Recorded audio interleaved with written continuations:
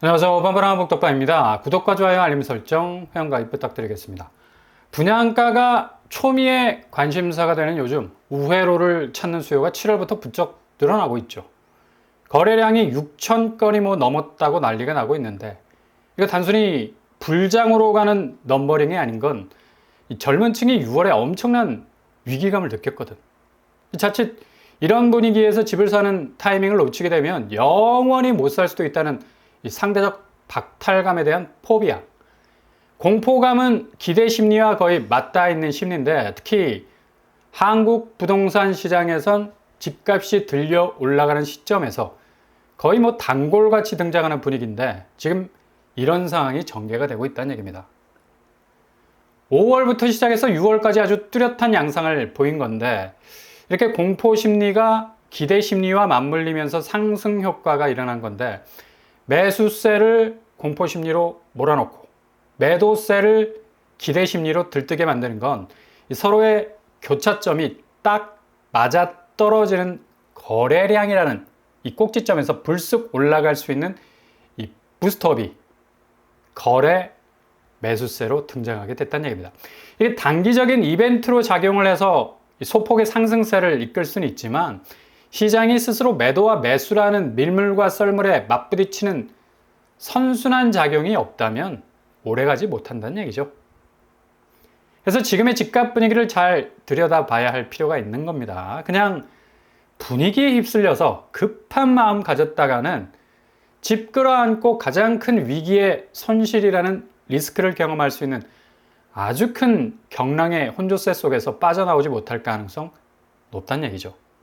이런 생각이 번뜩 7월부터 매수 대기자들의 마음에 자리를 잡기 시작을 한 건데 왜냐? 지금 집값 올라가는 게 정말 가당치 않거든. 스스로가 집을 사야겠다는 결정을 한 건 그동안 집값 하향세가 트리거가 돼서 움직이게 한 거고 동시에 특례 대출이라는 무등을 태워주니까 저금리에 대출 받아서 움직이려 한 건데 이젠 9억 이하라는 아파트의 그림을 그리기 힘들 수도 있는 상승세가 다시 꿈틀거리고 있으니까 누가 이 고점이 시작되는 포인트에서 집을 사려 하겠습니까? 그러니 자연 지금의 상승세는 그냥 그대로 꺾일 수밖에 없는 구조라는 얘기죠. 가격에 대한 부담 때문에 수요가 움츠러들 수밖에 없는 건 자연스러운 시장 경제의 흐름인데 아무리 특례 대출이라는 기회의 문이 열려 있어도 현재로선 주춤해질 수밖에 없는 구조라는 얘기입니다. 그래서 지금 서울 거래량이 6월에는 6천 건을 넘어섰는데 7월 들어서는 다소 주춤해지는 경향을 보이는 것도 이런 이유 때문이죠. 그러니 하반기 금융시장의 변화는 이 대자라는 말을 수식어로 붙여도 될 만큼 갑작스런 대변화가 일어날 가능성이 굉장히 높아서 일단 잘 체크를 하시면서 분위기 살핀다면 골든타임을 충분히 공략할 수 있는 기회를 잡을 수 있으실 겁니다. 그러니 너무 성급한 마음 가지면 안 되고요. 어차피 매수세는 내 집을 사야 한다는 마음이 있는 사람들인데 문제는 타이밍 아니겠습니까?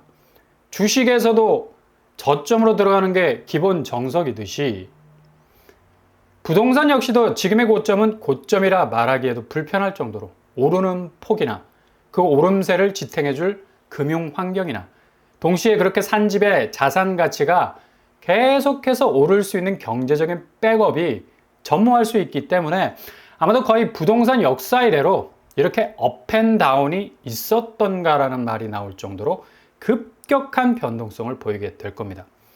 가을로 들어가는 입구에서 우리는 정말 자산 시장의 대위기라는 것이 무엇인지를 두 눈으로 목격할 수 있을 만큼의 엄청난 충격적인 사건들을 그것도 시리즈로 보게 될 건데 이게 지금 거의 생산, 소비, 투자라는 국내 경제적인 톱니바퀴를 돌게 하는 이 경제 요소들이 거의 트리플 악재를 만나면서 역으로 가는 성장세를 기록하고 있는 건데요.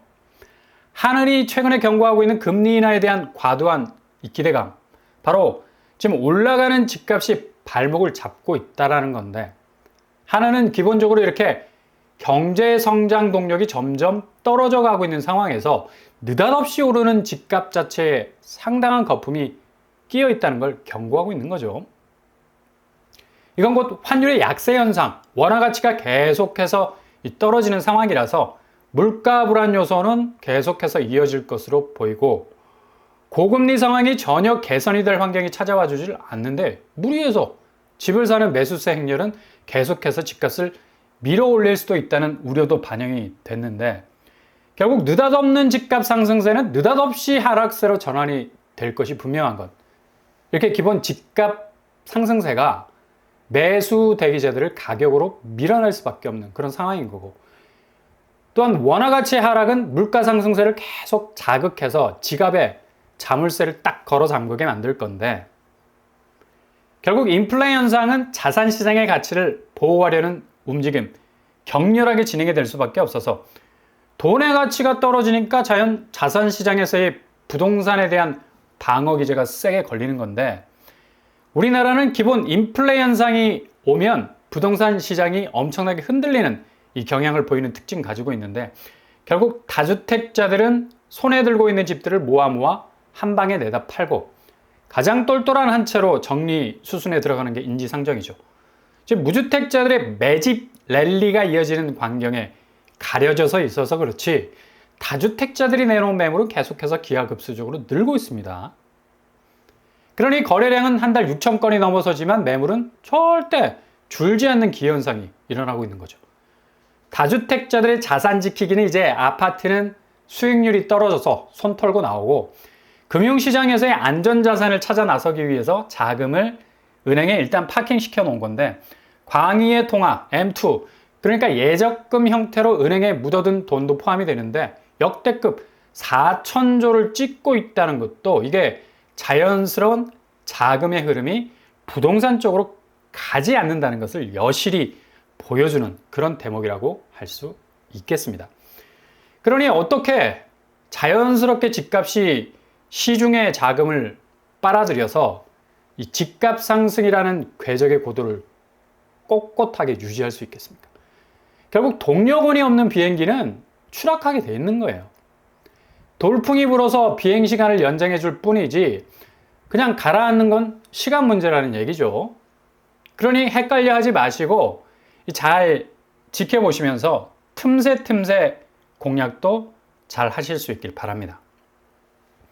이런 의미에서 내일 틈새 공략을 할 수 있는 여러 곳들이 나오게 되는데 체크를 한번 해보실 수 있길 바랍니다. 먼저 3억대 아파트라는 의미를 부여할 수 있는 곳인데, 요즘 아무리 언저리 지방에 있는 아파트라도 이 가격대에 나오기 힘들죠. 지방도 이제 기본 구평이 8억에서 11억, 12억, 13억대로도 가고 있는데, 근데 여기는 지방도 아니에요. 경기권 아파트죠. 오산세교 A3블럭 호반서밋. 한번 잘 체크를 해보실 수 있길 바랍니다. 여기 분양가가 5구제곱이 3억 6천, 그리고 84제곱이 4억 7천 수준입니다. 무순위 줍줍 두 채가 나왔는데 체크를 한번 해보시라. 상당히 저렴한 수준은 맞긴 맞습니다. 근데 입지가 그렇게 초역세인 것만은 아니지만 그래도 가격적인 메리트가 있기 때문에 한번 눈길을 줄 수 있는 곳이기도 하죠. 내일 7월 15일 접수니까 체킹을 한번 해보시고요. 그리고 내일 7월 15일 무순위 줍줍 단지 하나 더 나오죠. 8호선 초역세권이라 말할 수 있는 별레자이더스타가 나옵니다. 분양가는 84제곱이 5억 2천 수준, 99제곱 6억 3천 수준.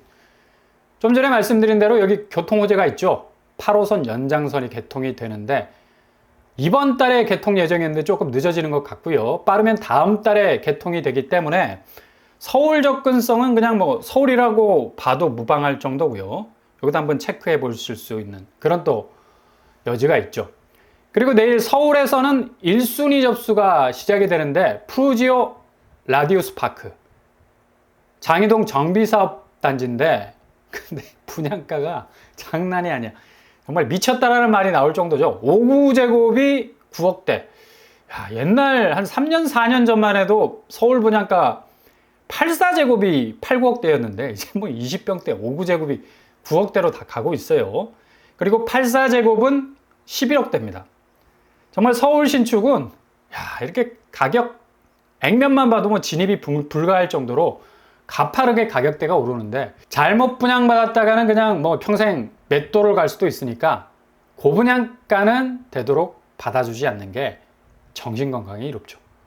근데 뭐 어느 정도 소득이 되신다면 뭐 충분히 또 도전할 수 있는 곳이기도 한데, 근데 장이동이라는 입지가 좀 애매모호합니다.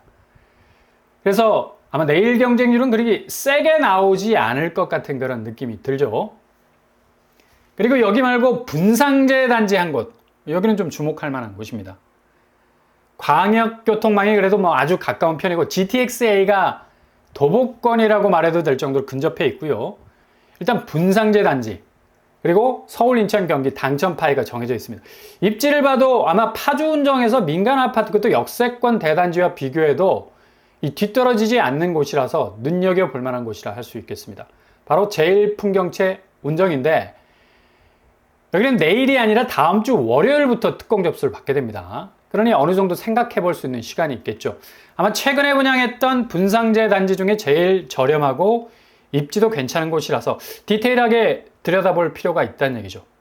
이렇게 내일부터 나오는 곳들 틈새 잘 살피셔서 가장 좋은 선택지 정하실 수 있길 바랍니다. 초반에 말씀드린 대로 지금은 상당히 조심조심 가야 할 시기이고, 하반기 극심한 집값 환경의 대변곡점이 다시 찾아올 겁니다.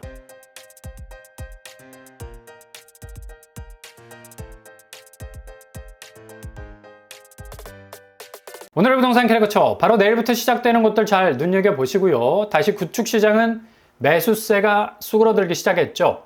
하반기 어떤 그림이 그려질지 기대가 되는 부분이 크고, 이 단기적인 오름세가 그리 오래가지 못할 건 국내, 국외, 대내외 변수가 너무나 복잡하게 얽혀 있다는 사실입니다. 이런 사실 기억하시면서 한 걸음 한 걸음 조심스럽게 잘 전진하실 수 있길 바랍니다. 오늘도 응원합니다. 항상 여러분의 길이 꽃길만 되실 수 있길 바랍니다. 이상으로 뻔뻔한 복독방 마치겠습니다. 구독과 좋아요 부탁드립니다. 감사합니다.